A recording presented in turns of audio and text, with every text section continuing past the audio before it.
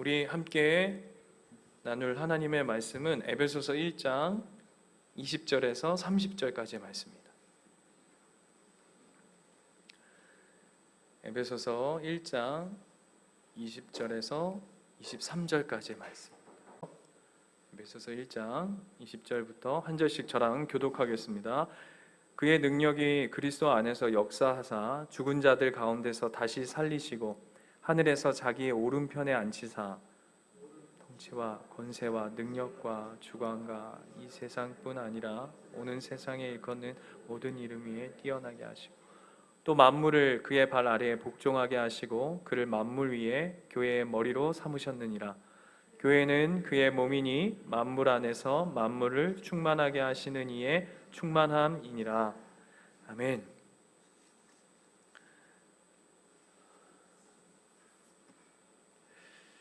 여러분, 누군가와의 슬픈 이별을 경험해 보신 적 있으십니까? 저는 개인적으로 저희 아버지를 갑작스럽게 보내드릴 때가 저는 개인적으로 참 슬픈 이별의 시간들이었던 것 같아요. 제가 며칠 전에 슬픈 이별의 장면을 이렇게 본 적이 있습니다.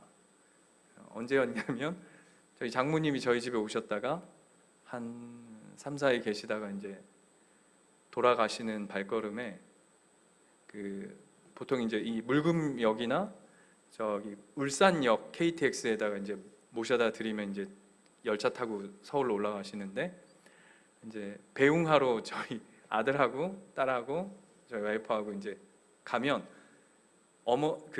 장모님을 내려드리는 그 순간 차 안이 울음바다가 됩니다. 막 난리가 납니다. 저는 진짜 과연 우리 아들이 아빠랑 저렇게 좀 헤어지면 저렇게 울까 할 정도로 막 거의 막 꺼이꺼이 웁니다. 막 세상을 잃은 것처럼 막 닭똥 같은 눈물을 막 뚝뚝 흘리면서 막 거의 그렇거든요. 그러면서 그 다음 말이 더 웃겨요. 그러면 할머니하고 전화하게 해주세요 뭐 이러면서 집에 오는 내내까지 웁니다. 그러다가 물론 너무 우니까 제가 그럼 집에 가서 만화 하나 봐라 그러면 이제 이제 그제서야 이제 조금 뭐가 이렇게 좀 진정이 되는 그런 모습들을 보면서 이 슬픈 이별의 모습들을 보게 됐는데요. 여러분, 예수님께서도 사도행전에 보면 사도행전 1장에 보면 40일 동안 예수님께서 이 땅 가운데서 부활하셔서 이제 부활하신 이후의 삶을 40일 동안 보여내시죠. 여러 만남들이 있었고 그리고는 갑자기 느닷없이 가십니다. 그렇죠? 왜? 갑자기 막 뜬금없이 막 언제 이 나라가 회복됩니까? 막 제자들이 막 이렇게 얘기하고 있는데 갑자기 그냥 하늘로 갑니다. 그랬더니 제자들이 어떻게 그 하늘을 바라보죠? 네? 얼마나 정신이 없고 얼마나 넋이 나갔냐 하면 뭐지? 하면서 이제 너무 어처구니가 없는 죄송해요 이런 표현을 써서 얼빵하게 완전히 막 턱 이만큼 벌어지고 막 뭐야 이게 왜 이분이 뭐야 이렇게 쳐다보고 있으니까 천사들이 뭐라고까지 얘기하죠? 뭘 그렇게 넋이 나간 것처럼 하늘만 쳐다보고 있느냐, 예수님은 가신 것처럼 그렇게 다시 오실 것이다 라고 얘기할 정도로 멍 때리고 완전히 막 얼빵하니 멀뚱히 허망한 반응들을 보이고 있습니다.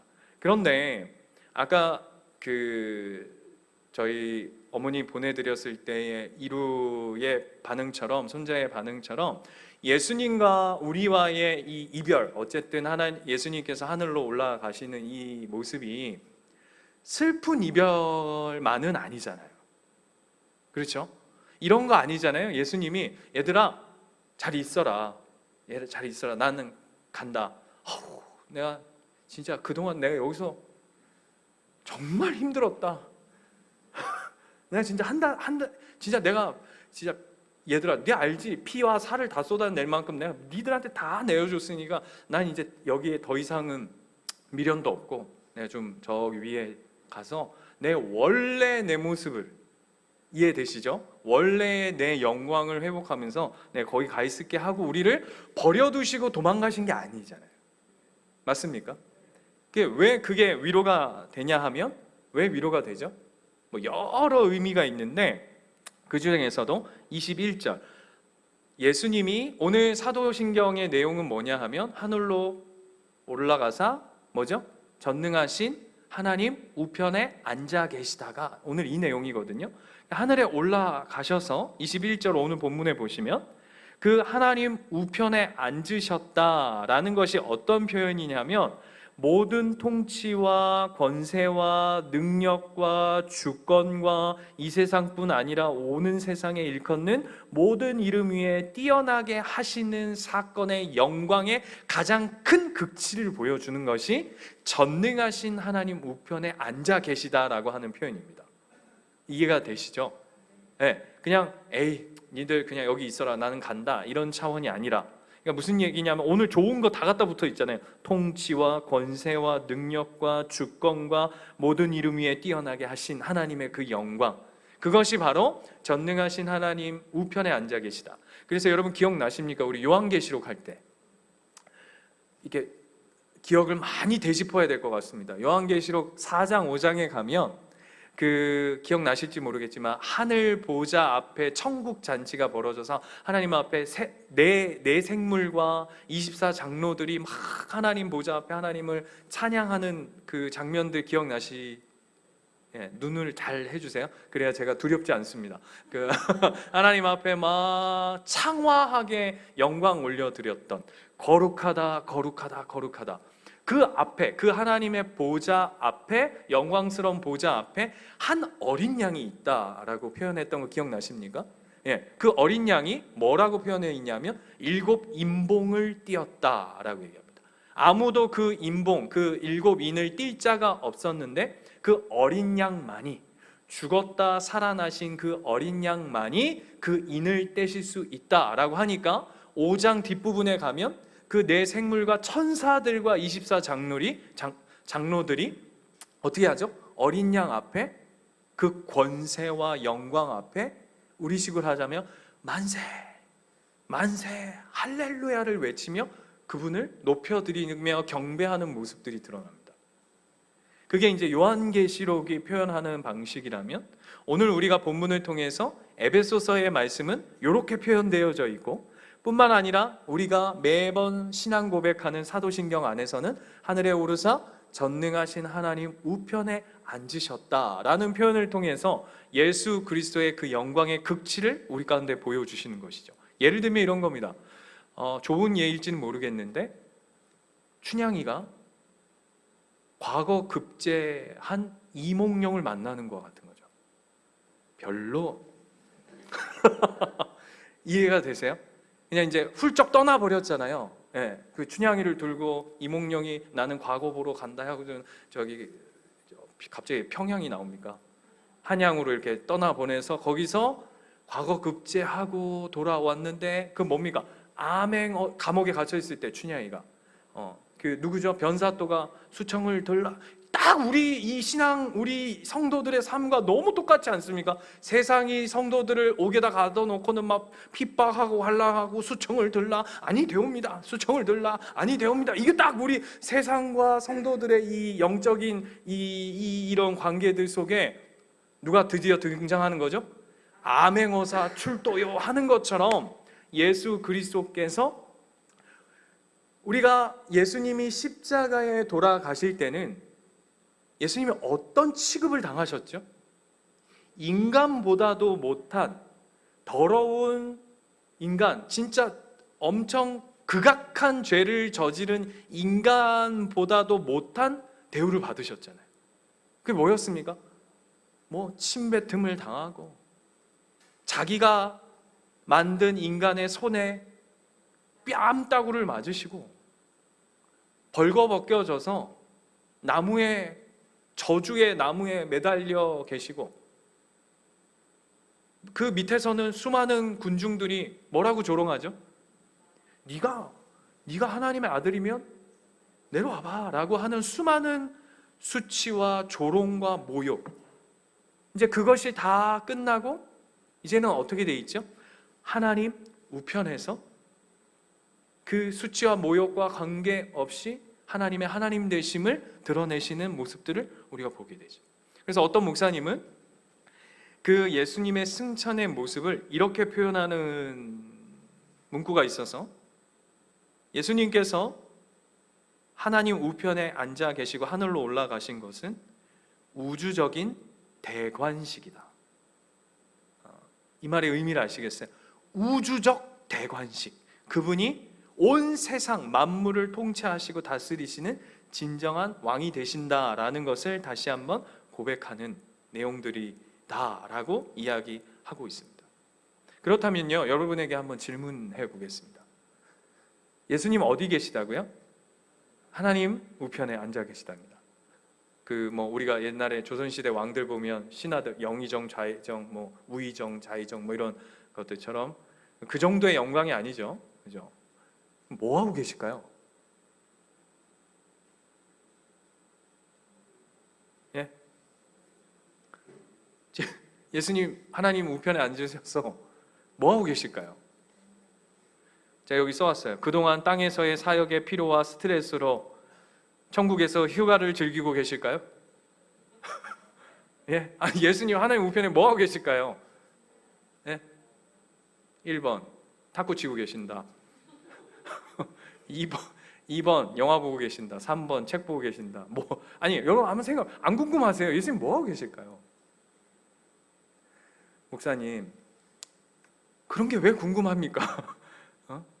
뭐 하고 계실까? 예수님이 하늘에서 뭐 하고 계신지 얘기하셔요. 그래서 여쭤보는 거예요. 예수님 뭐 하고 계실까? 그게 어디에 있냐면 22절에 있어요.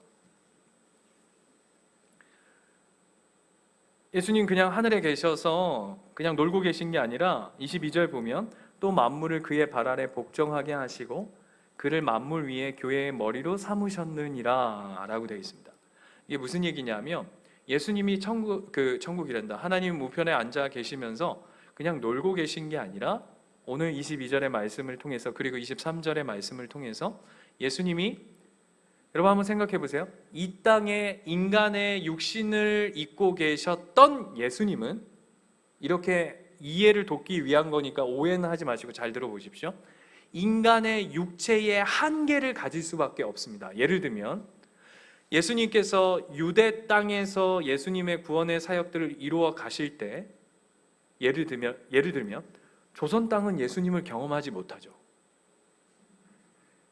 이 말이 이해되십니까? 다시요. 예수님이 인간의 육체를 입으시고 이 땅 가운데 계실 때에는 유대의 땅에서 구원의 사역을 이루어 가시지만 조선 땅이나 저 미국이나 북한 땅이나 여기서는 예수님을 알 수 없습니다. 맞습니까? 그래서 예수님이 승천하셔서 그 다음에 어떤 일을 허락하시죠? 성령님을 허락하십니다. 그 성령님이란 뭐냐 하면 인간의 육체의 한계를 벗어나서, 예를 들면 김 집사님이나 정 집사님이나 최 권사님이나, 아니 저 아프리카에 있는 모든 사람이 하나님을 동시에 영으로 경험할 수 있는 일들을 허락하시는 것이죠. 그런데 그 일들을 하나님이 뭘로 어떻게 하시기를 기뻐하시냐면, 오늘 본문에서 보면 교회를 통해 예수 그리스도의 사역을 이루어 가시는 걸 기뻐하신다라고 하는 겁니다. 그러니까 남은 사역, 이 땅 가운데 이제 예수님께서 다시 오실 그날까지 예수님은 어떻게 사역하시냐면 교회를 통해, 성령님을 통해 이제 우리를 이끌어 가십니다. 그래서 사도신경 이제 다음 주, 다음 주, 그 다음 주 되면 바로 뭐가 나오냐면 성령님, 그 다음에 교회가 나오는 겁니다. 다음 주가 뭐죠?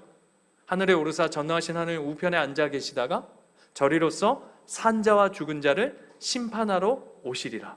그 다음이 뭐죠? 성령을 믿사오며 거룩한 공회와, 거룩한 공회가 뭡니까? 이제 교회를 말하는 거죠.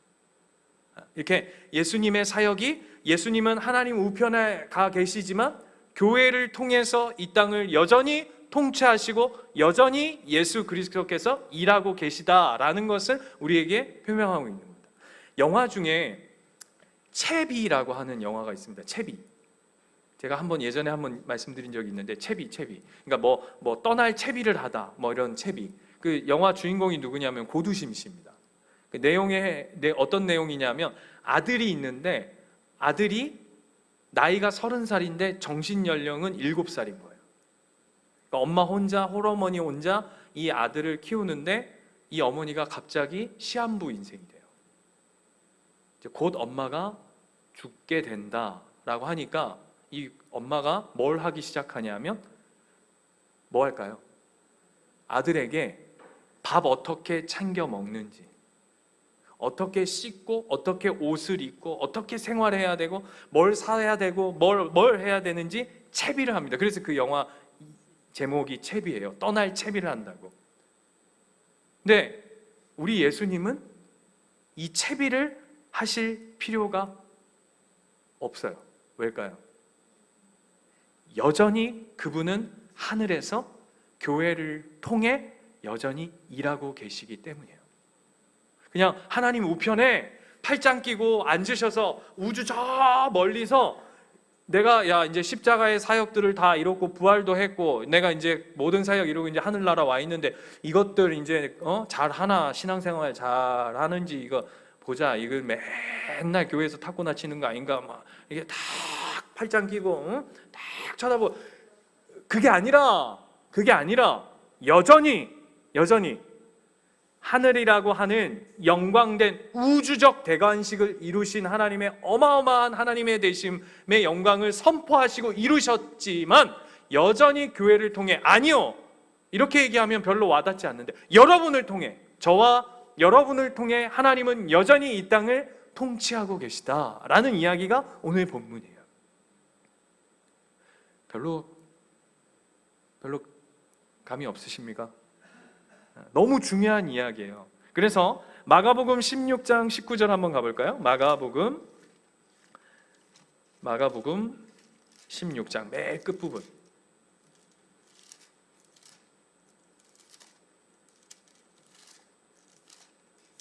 마가복음 16장 19, 20절.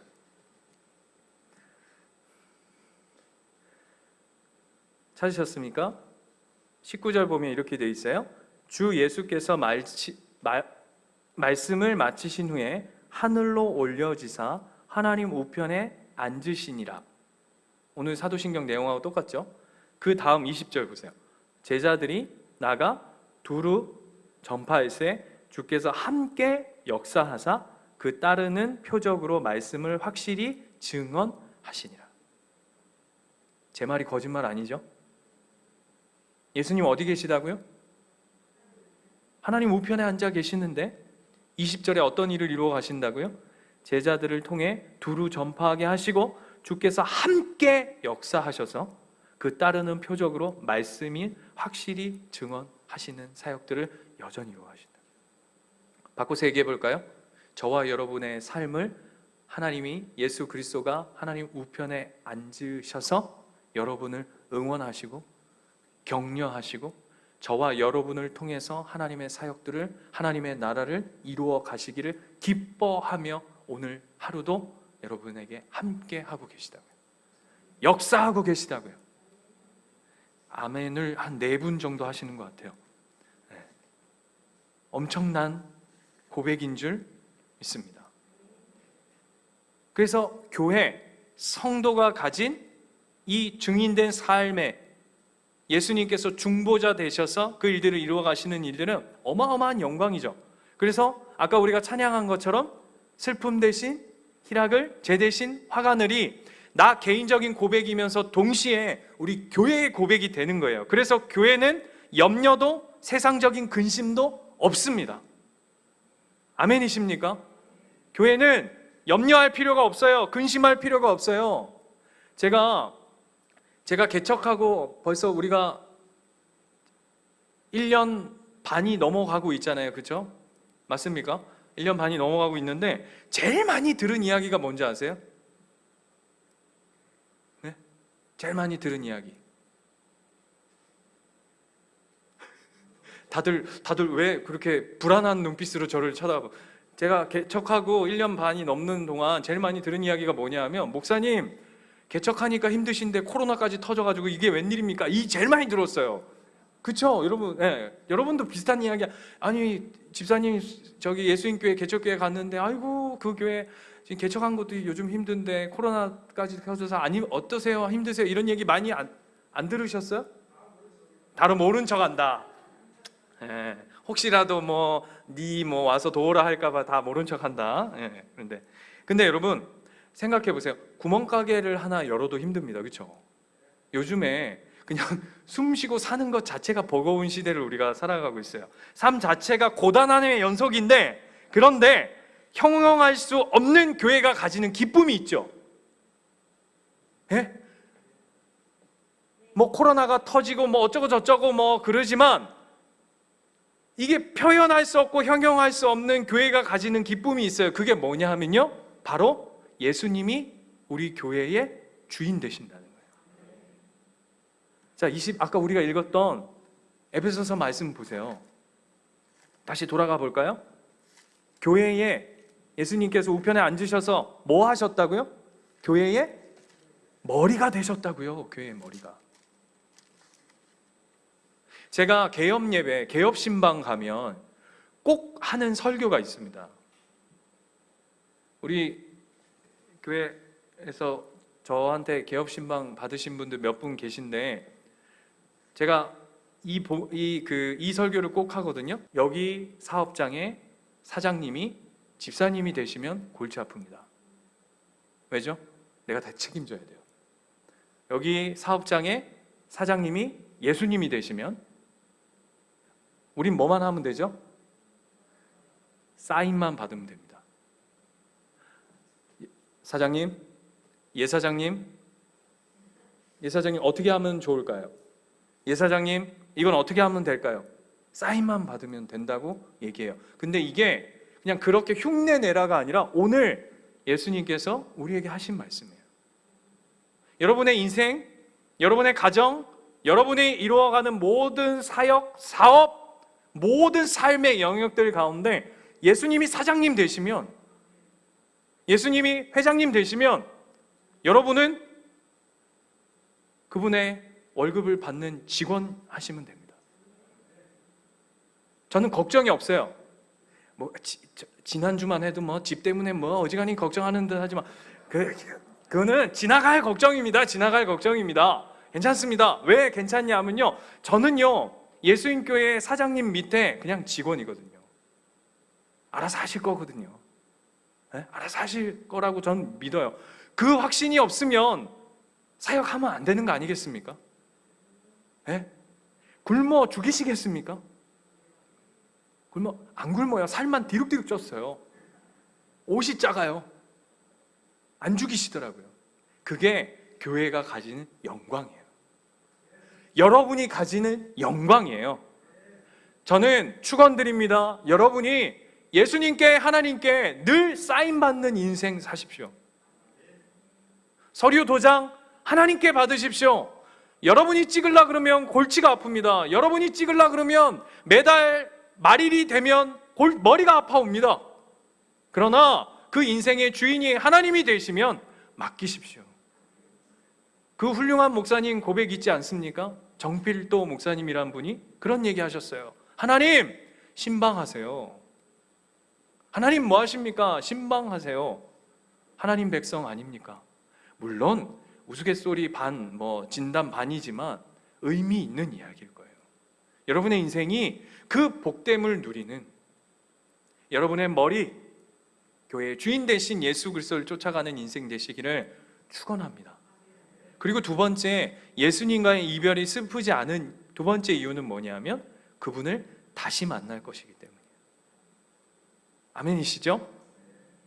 춘향이 얘기 계속해서 죄송한데, 춘향이가 옥에 갇혔을 때 이몽룡이 다시 만나는 일들을 통해 그의 삶이 완전히 뒤집어 엎어졌던 것처럼, 재회의 은혜를 누렸던 것처럼. 그래서 이렇게 하죠. 암행어사 출도요. 그 춘향전 보셨어요? 영화로도 있고 여러 가지로 있다. 암행어사 출도요. 그럼 춘향이가 어떻게 하고 있죠? 고개를 이렇게 탁 쳐박고 있습니다. 왜냐하면 자기는 죄인이니까. 그랬더니 이몽룡이 어떻게 하죠? 고개를 들라. 이거 완전 복음 아닙니까? 예? 복음 아니에요. 우리 찬양 중에 고개 들어 주를 맞이해 이런 찬양이 있듯이 똑같은 거예요. 얘야, 세상에서 풀 죽어 있지만 내가 승리자로 다시 이 땅에 왔어. 자, 다음 주가 뭐라고요? 저리로써 산자와 죽은 자를 심판하러 오시리라. 암행어사 출도여 춘향아 고개를 들라. 똑같아. 여러분, 김춘향, 여기 뭐 이춘향, 허춘향 다 지금 무슨 일이 아니에요. 우리가 예수 그리스도를 신랑으로 삼은 하나님의 놀라운 영광으로 그분을 다시 만날 그날을 고대하며 살아가는 그날이 우리에게 준비되어져 있기에 우리는 예수님과의 이별이 슬프지 않은 거죠.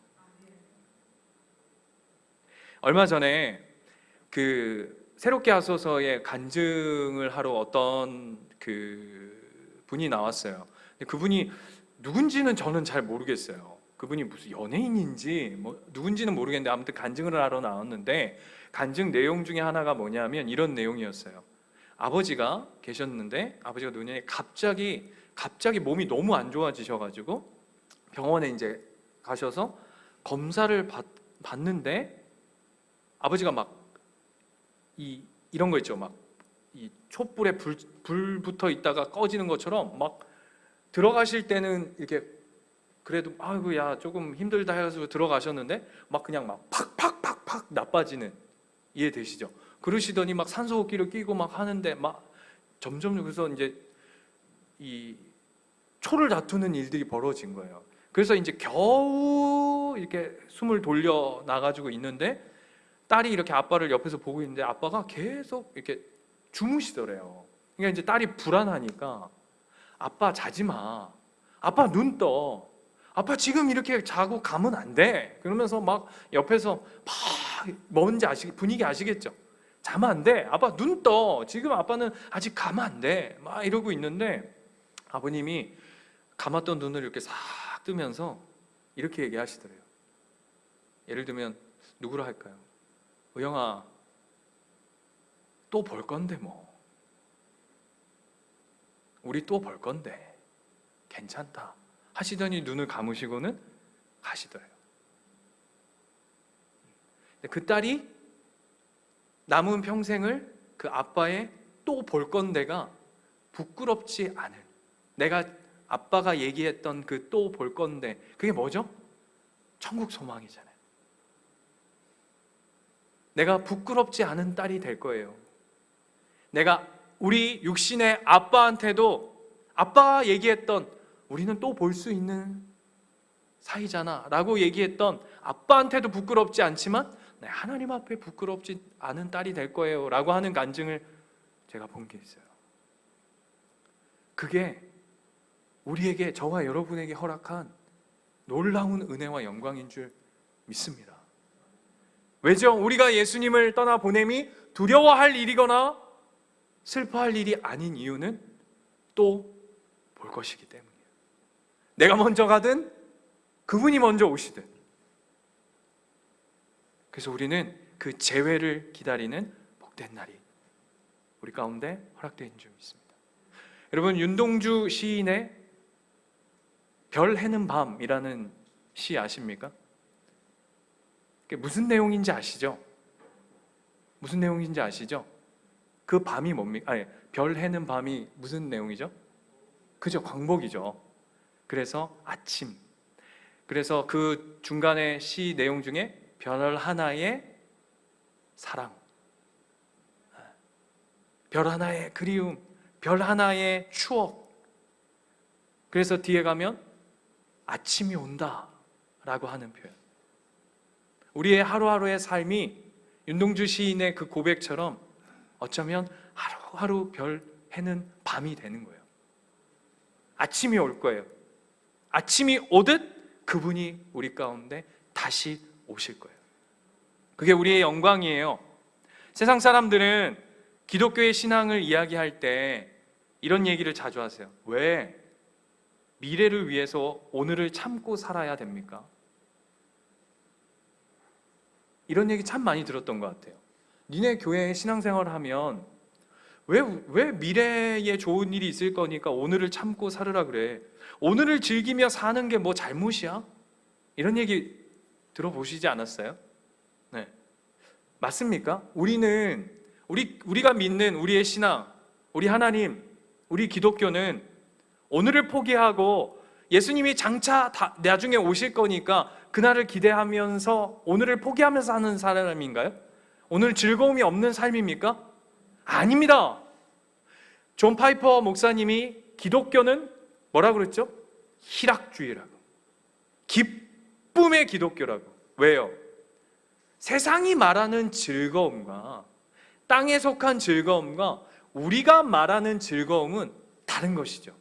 뭐가 다른 거죠? 우리는 하늘에 속한 즐거움과 행복으로 살아가는 자입니다. 그게 예수님을 기다리며 예수님을 다시 만날 것을 손꼽아 바라보는 자의 오늘의 삶인 것이죠. 그래서 창세기 5장 24절 이 본문만 보고 오늘 말씀 마치겠습니다. 창세기 5장 앞으로 막 넘어가 볼까요? 창세기 5장 24절. 창세기 5장에는 어떤 사람이 등장하냐면 에녹이라는 사람이 등장합니다. 우리 예전에 그 창세기 1장부터 11장 공부할 때 그 가인의 족보에 낳고 살고 죽고 낳고 살고 죽고 낳고 살고 죽고의 반복되어지는 패턴 속에 이 패턴을 깨는 사람이 두 사람이 있다 그랬는데 그 첫 번째가 에녹이고 두 번째가 노아였습니다. 그죠? 낳고 살고 죽지 않고 죽음을 벗어나 바로 그냥 하늘로 올라가 버렸다. 노아도 죽음의 이야기가 아니라 그 죽음으로부터 건짐받은 그 방주 이야기를 통해서 하나님이 뭘 강조하고 싶은가? 그중 한 인물이 누구냐면 에녹인데요. 그가 오늘 이야기처럼 그도 들림 받아요. 그죠? 그 들림 받음의 핵심이 24절에 뭐라고 되어 있죠? 에녹이 하나님과 동행하더니 라고 되어 있어요. 하나님이 그를 데려가심으로 세상에 있지 아니하였더라. 저는 예수님이 우리를 여기다 버려두시고 하늘나라에 가신 것이 아니라 하나님이 여전히 이곳에 있는 우리들을 통해서 하나님 나라를 이루어 가시듯이 우리는 이제 이 땅에서의 우리의 삶의 몫은 하늘의 우편에 앉아 계신 그분과 여전히 동행하는 삶을 사는 것입니다. 저는 축복합니다. 여러분이 하나님과 늘 동행하는 하늘의 삶을 사시기를.